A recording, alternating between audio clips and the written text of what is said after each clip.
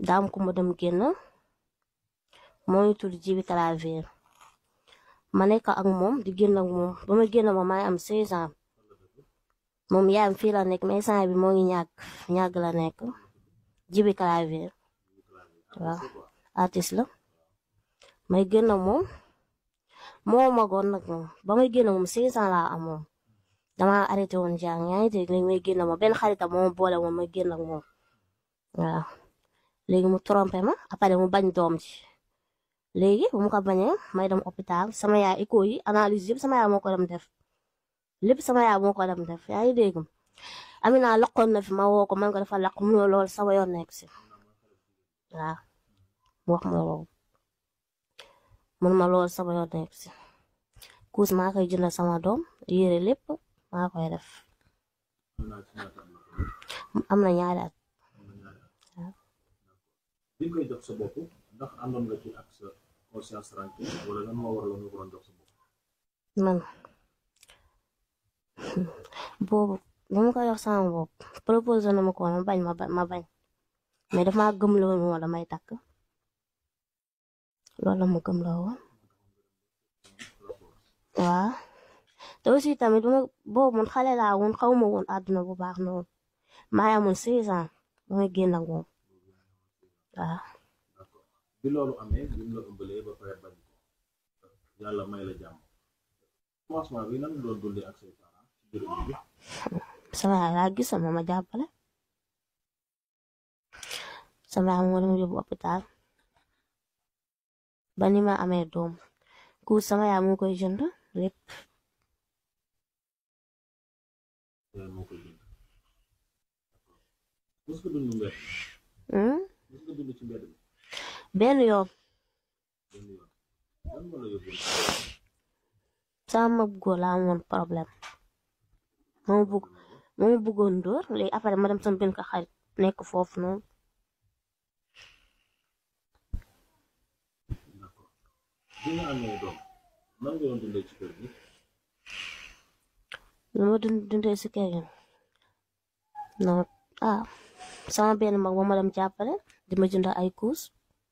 ma ngi tudd Seex mais ñan ñoo la doon dóor sama benn mag bu ñuy wax Mara lan moo tax mu la doon dóor lu mu tax mu doon dóor non dara taxul mu la doon dóor waaw affaire sew yi rek la affaire problème sew yi rek d'accord yan jafe-jafe ngay dund li may dund métti na trop de li may dund moom métti na su ma bëggee jënd kus duma ko am événement su jotee may xotti sama doom te aussi liggéeyuma demu fenn loolu moo tax ana waa ji nga xam ne moom nga amal doom moom fi mais ñàgg la nekk yéen a ngi dégg non non doon déggante wala man xaw ma de déggantew maamu te xam naa am na ñeneen ñu muy génnal ñeneen ñu muy defar mais moom nangu na ni moom moo jur doom man xaw ma sax moom bi mu la ëmbalee daal la bañ doom waaw ndax dem nga seen kër waxtaan ak ñoom seen waa kër comme que seen yaay moom ba ma ëmbee yaam laa dem gis yaam moom fa dem ñëw di jënd ay kuus yaam waa yaam laa dem gis moo ëmbee waroon jënd kuus waaw ba ma amee doom moom laa dem gis muy ñëw di ma jox xaalis ba ni ma amee doom mais waa ji moom accepté wul que ni moom moo la trompé ku bañ pendant temps yooyu noonu lan nga doon dund parce que ci say wax neewoon nga ma demoon nga bay nekk ci ay baax waaw mun nga ma raconter loolu nan la demee mais am na benn jour damaa jotee ma sama benn mag góor fii nii suñu ginnaaw kër foofu laa dem fanaan foofu nga doon fanaan waaw après foofu laa jugee foofu dem sama benn xarit sama yaay foofu ma fekk jël ma foofu si laa doog a ñëwee fi suñu kër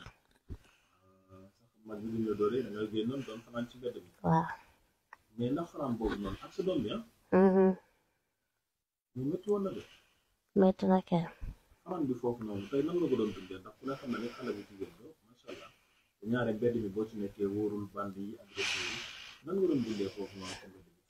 non damaa dem jël benn morso bu ma dama ko lool lala ko Amina mu tëdd foofu noonu si suuf rek mais dara kiiwum foofu de dara arrivé wu la non non mais wàllu lekk boo ko daan bëgg nga nekk ci mbaar nga nekk ci mbaar côté lekk boo ko daan bëgg wala côté naan nan nga daan def tey saa damay gis benn grand romb man ko grand doom may ma jënd fii kuus la laaka su ma joxee après ma jënd dara lekk léegi ki nga jógee foofu dem si benn kër xarit waaw parce que boobu noonu seen wax dañuy génne waaw sama góor laa doon jotee lan moo tax ngeen doon jote maanaam ëmb bi loolu mën na accepté waaw loolu la xam naa nee na dama taxawaal ba ëmb te demeewul noonu rek